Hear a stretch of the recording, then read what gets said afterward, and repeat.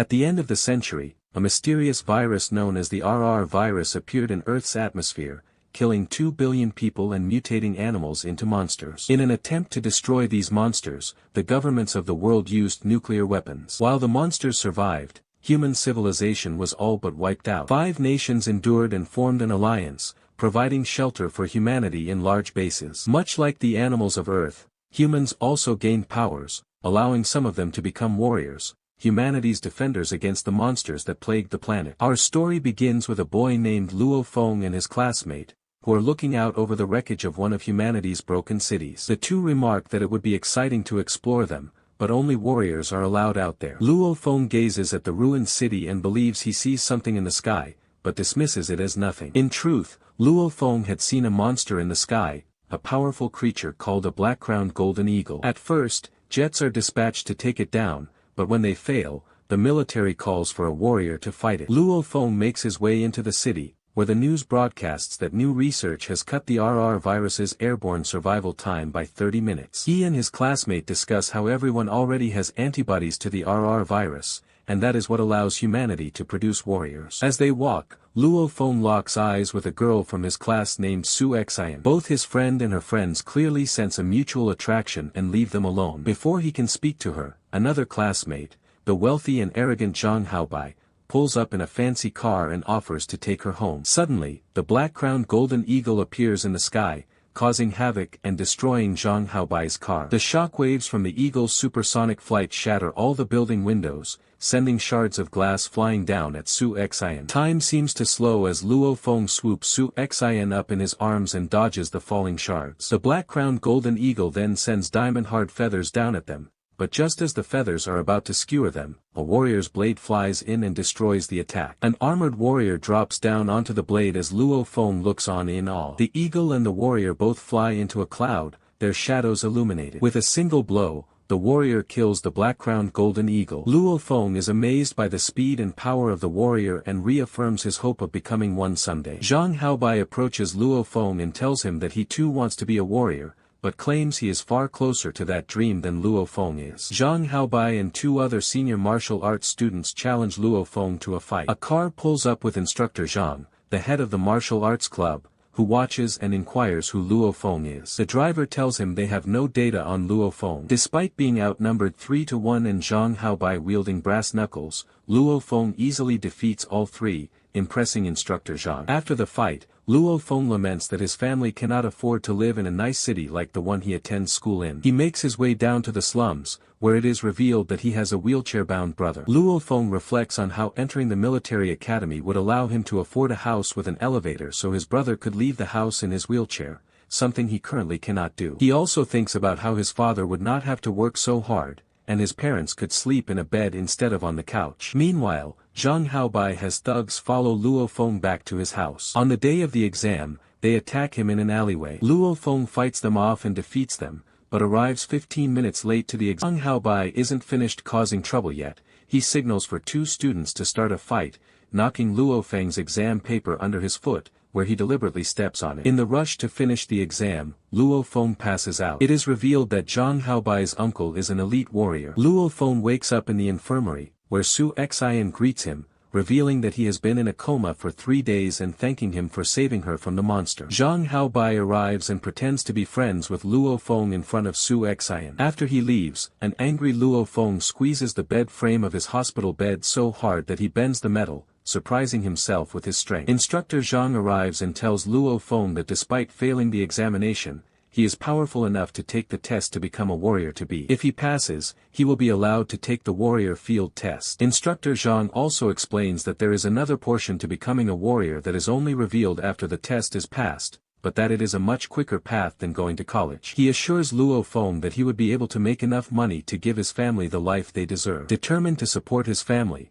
Luo Feng decides to sign up for the test to become a warrior to be. Meanwhile, Luo Feng's father heads out on a special job that promises to bring extra money to the family, while Luo Feng is picked up by instructor Zhang and introduced to Yang Wu, another potential warrior-to-be taking the test that day. Yang Wu asks Luo Feng what he wants to do if he passes, explaining that there are 4 options. Join the army to defend cities during monster attacks, join a martial arts club to hunt monsters, join a syndicate to help revitalize the economy, or become a mercenary to maintain order in remote areas. Though excited by the wealth he could acquire for his family as a warrior, Luo Feng laments that he will likely never see Su Xian again, as she is destined to become part of society's wealthy elite. Back at school, Su Xian wonders where Luo Feng is. Zhang Haobai receives a call and exits the classroom, and while he is gone, the rest of the class discovers that Luo Feng is taking the warrior-to-be exam, marveling at how incredible that is. At the exam site, Luo Feng sees the warrior who had saved him from the monster earlier,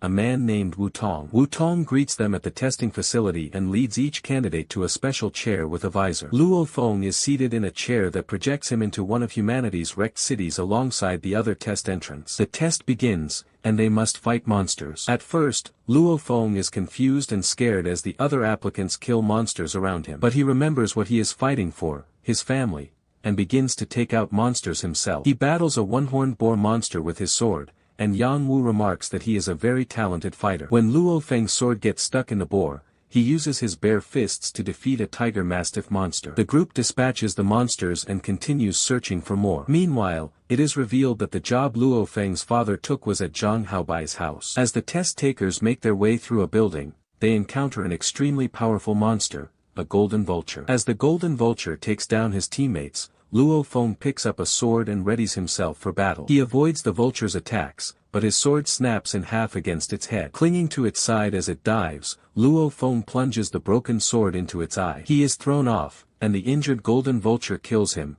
waking him up from the simulation. To his surprise, Luo Feng not only passed the test but scored the highest of all the applicants. He and the others who passed, including Yang Wu, are told that Luo Feng and the other successful candidates are told they will take the field test in a month, and that there is a reward for passing the exam which will aid them in the field test, something called genetic energy practices. Back at Zhang Haobai's house, Zhang Haobai falsely accuses Luo Feng's father of cracking his expensive floor and even shoves him. He orders his men to beat Luo Feng's father and his crew. Luo Feng intervenes and easily defeats Zhang Haobai and his thugs, but Zhang Haobai had set up cameras so he could have Luo Feng arrested for hitting him. Su Xian sees Luo Feng being taken away by the police. He is brought to a detention center, where he agrees to cooperate as long as the police deal with him fairly. His father is freed, but while his family begs for his release, the police insist they must investigate further. In the jail cell, a large inmate asks Luo Feng to massage him. When Luo Feng refuses, the man reveals that he once passed the warrior-to-be test and attacks him. Though the inmate's strength is immense, he is not as fast or skilled as Luo Feng, who eventually defeats him. Another inmate explains that if a warrior-to-be gets into trouble, they will be disqualified, exactly what Zhang Haobai wanted. Zhang Haobai hires a man named Zhao to send thugs into the detention center to mess with Luo Feng. At first, Zhao refuses, saying his men cannot take on a warrior-to-be in a fight. But Zhang Haobai clarifies that they only need to harass him, and reveals he has a man on the inside. Cobra, a notorious inmate, is seen having pummeled a group of prisoners. He is offered money, a position on the Hoya warrior squad, and the erasure of his record of killing someone during the warrior-to-be field test, in exchange for killing Luo Feng. Instructor Zhang reveals that Cobra is significantly stronger than junior warriors and that he killed a record number of participants in the field test. Meanwhile, Su Xian calls the head of the prison where Luo Feng is being held to testify that she witnessed the fight in the mansion. As Instructor Zhang and Wu Tong review Luo Feng's test results, they remark that while he is skilled, he is inexperienced and would be in danger if faced with an opponent like Cobra in the field test. They wonder if he will be able to complete the next step to becoming a warrior,